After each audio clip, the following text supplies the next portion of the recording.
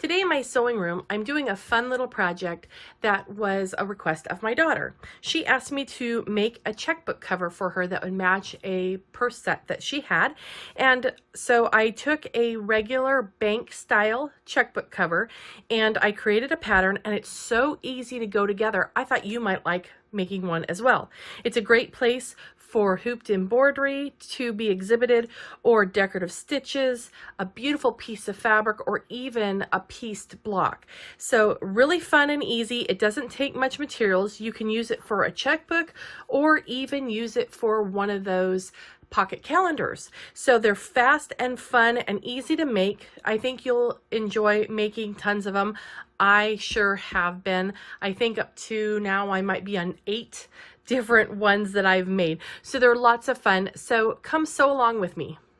Getting the pieces gathered for your checkbook cover is really very simple. You only need very few pieces of fabric. You need 3 pieces that are 6 inches by 7 inches. 2 of these will be for the inner pockets and 1 will be the inside lining. So again, 6 by 7. So you need 3 pieces total for that. 2 pockets and 1 inner lining. Slip that over there. Then you need a piece for the outside of your checkbook cover. Now, if you want to do embroidery, do that first. If you have an orphan quilt block, that's a fabulous use of that. Or if you want to piece something together specifically, feel free to do that. You will just need a finished piece that is 7 inches by 7 5/8. Okay, so this is for the outside, the part that's going to show when it's closed, 7 inches by 7 5/8. The last thing that you need is the piece that goes inside to give the checkbook cover its form and its stability. And this is a product called Deco Magic. It is from R&K.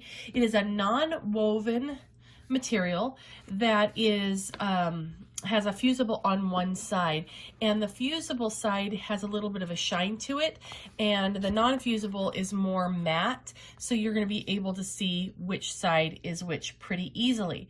But this stuff is really pretty thin, but it gives a nice stability to tote bags or other projects that you want to make. It is flexible, but it's not rigid. And if you don't have this, you know, we can always get it for you, but if you don't have this, you could substitute something like a stitch and shape that you've used for maybe embroidered danglers and things like that. Or, you know, if you have some sort, if you have warm and natural, that may work, but that's going to be really soft and floppy. So I really do like this. So this piece is cut at 6 1/4 by 6 7/8. So the width is 6 1/4 by 6 7/8. And it's smaller, of course, than the outside piece because there is seam allowance on here. We're going to have no seam allowance on this. To give your corners shape, it has a much more professional, clean edge if you round your corners.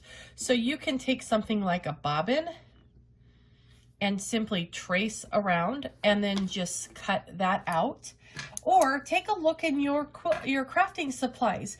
If you've ever done any scrapbooking or anything like that, you might have something that is a corner rounder punch, and this works really well. All I have to do is slip that in there and punch it down, and it gives it a perfect rounded corner.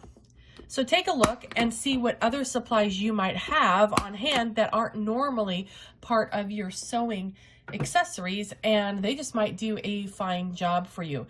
So the next thing we're going to do is take this and fuse our Deco Magic to the back of our main piece. So the wrong side of our main checkbook piece, we're going to fuse this to that.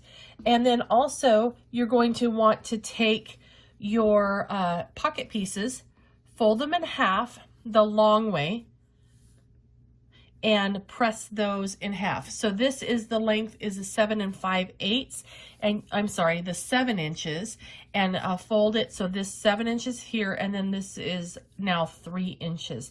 So you're going to want to do that to both of your pocket pieces. So we're going to take both those, go to the ironing board, press these real well, and press this. All right, we're all pressed and we are ready to go. So I've pressed those 2 pieces in half, so I have a fold on one side and then the raw edges are together here. Done that twice. Our inner lining, we've done nothing to that at all. It just simply is pressed flat if your fabric has any wrinkles in it. And then this is the outer bit of our checkbook cover, and I have fused the Deco Magic here. Now, I did not mention a couple more things about Deco Magic that might be of interest to you.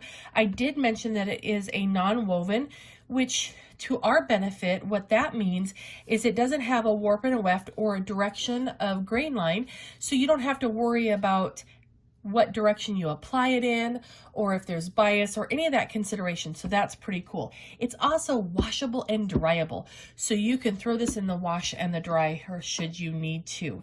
Another thing, we talked about using orphan quilt blocks or embroidery, things like that, but this is also a great place to use decorative stitches. So as you're doing test out stitches, or you just want to have some fun or put a monogram on, your checkbook cover is a great way to use those pieces as well. All right, we're ready to get everything assembled. This is the main piece that has the Deco Magic on the back, and this is my 7 5/8 inch long side and by 7.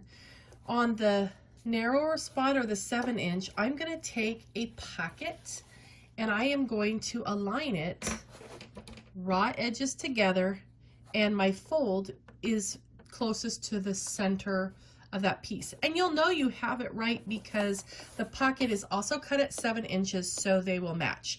Then I'm going to take my other pocket and do the same thing on the other side, again with the fold closest to the center. Now this is all fabulous, but we do want to hold it in place, so we can use our Wonder Clips and clip those in place. And I'm going to put a couple in just to hold it for me, but I want to show you something else that's pretty cool. So let me just get a couple in here really quick and call that good. Now remember, I'm working right now with the right side of the fabric up. Okay, so we're ready for this pocket to be stitched in just a second, but I find sometimes when working with something small, even the clips can get in my way. So what I do like to do is use the Quilter Select glue stick. And I'm just going to put a little bit of that right down there. And you notice it's like bright yellow, but it will dry kind of white or clear, and it will wash out. So I'm going to treat all of the raw edges of my piece with this glue, and it will hold in place. Other thing about it that's pretty neat is that it does dry quickly, so you don't have to worry about it gumming up your needle or anything on your machine, which is pretty fabulous.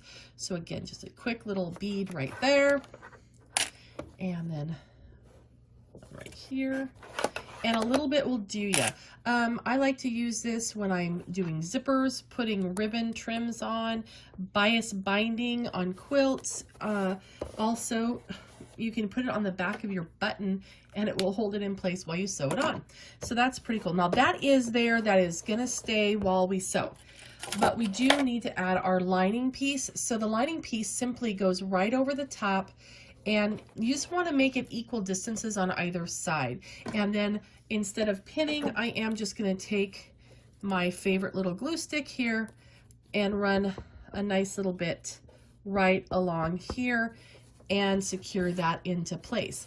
Have you ever noticed when you're working with pins, get that out of my way, with pins, you can get puckers because of the way that we pin and manipulate, and the fact a pin has thickness to it. So this can really save a lot of headaches that way as well. Now we're going to sew with this side down. So we want to take this and flip it over, and we're going to stitch along the outer edge all the way around our Deco Magic.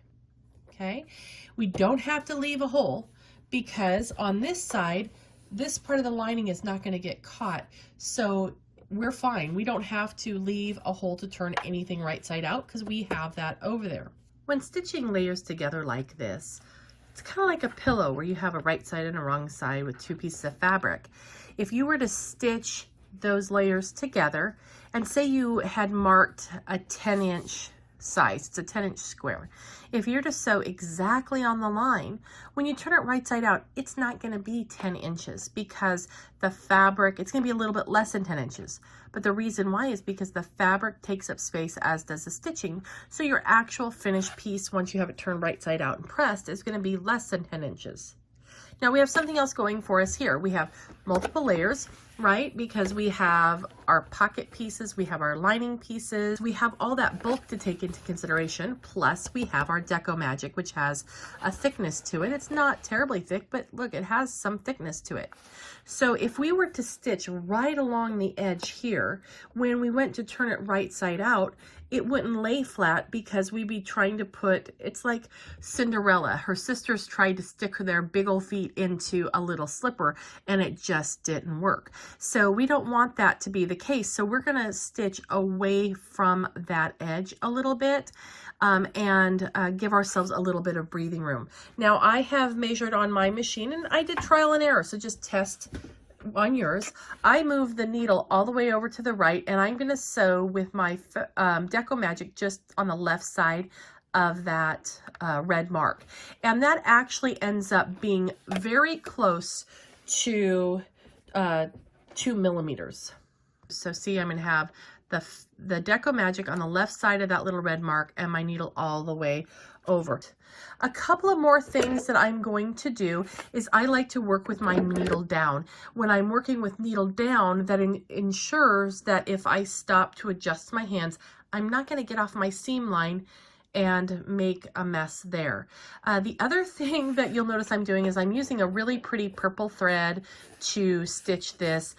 You know, if it were me, I'd be using a matching thread. I'm hoping you're going to be able to see this. So use whatever color you want to, but you might want to match your fabric. It probably end up looking a little bit better. So I'm just going to stitch around, and then when I get to a spot that I need to reorganize my hands or adjust or curve or go around the curve, I'm going to stop. It stops with the needle down, pivot a little bit or adjust, stop, pivot, and just work my way around. And you don't have to sew fast. You can keep going at a nice steady pace, whatever makes you comfortable. It's not a big project. It goes together so quickly. So you're going to be able to get a bunch of these made in no time at all. So just have fun with it. And then when you get to the next corner, repeat that process. And I'll see you when we get back to the other end where we started. Okay, we have stitched all 4 sides and we're coming back to where we started. Now all the time I was sewing, I was making sure that nothing was flopping underneath and getting caught up underneath. Now I'm going over that a little bit past the intersection, so I have a good overlap because I just don't want to pull anything out. Okay, so now I'm going to trim the threads and I'm going to talk to you about trimming. Well, hopefully you're sewing along with me and have found how quickly this goes. So I've got it stitched all the way around, and you can see here on this side, because I used white in the bobbin, it's gone all the way around and there is no break in that. But we want to trim around these corners, because when this corner is turned inside, all this material here is going to move to the inside of the corner, so it's going to be very, very bulky. So we do want to trim that, but I'm not going to trim ultra close to it, because as we turn it right side out, we don't want a hole to appear or have our corner become compromised. So I'm going to just trim in like that. And this is a 1/4 inch. It really doesn't need to be trimmed. You can if you want to. You can even grade them if you want to grade your seams. But I'm just going to trim around maybe a little closer there on that one. There we go. And the last one. All right, so now on the back side, if you can see right there, see, that's the distance that I stitched all the way around the side. Okay.